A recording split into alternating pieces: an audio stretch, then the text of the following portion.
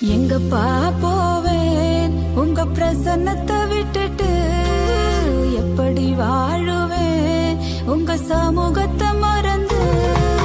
எங்கப்பா போவேன் உங்க பிரசன்னத்தை விட்டுட்டு, எப்படி